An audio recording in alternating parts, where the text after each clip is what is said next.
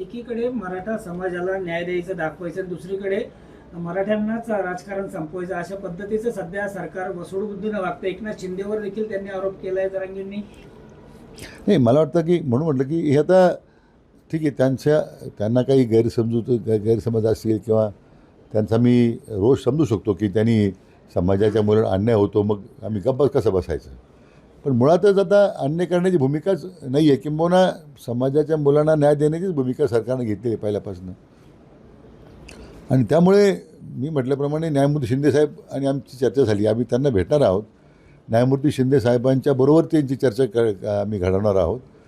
जर वास्तव समोर आलं आणि त्यांना वस्तुस्थिती जरांगे पाटलांना समजली, तर मला वाटतं त्यांच्या मनातला जो राग आहे, जो रोष आहे, तो निश्चितपणे आम्हाला कमी करता येईल किंवा तो त्यांची गैरसमज आम्हाला दूर करता येते.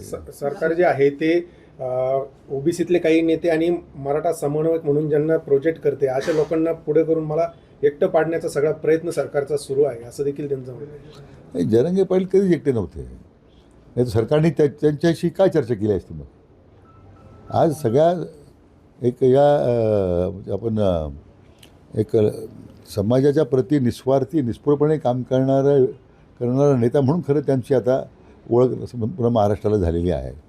आणि त्यामुळे दोन्ही आंदोलनामध्ये त्यांच्याशी मी स्वतः चर्चा केलेली आहे. आता बाकीचे कोणी त्या वेगळ्या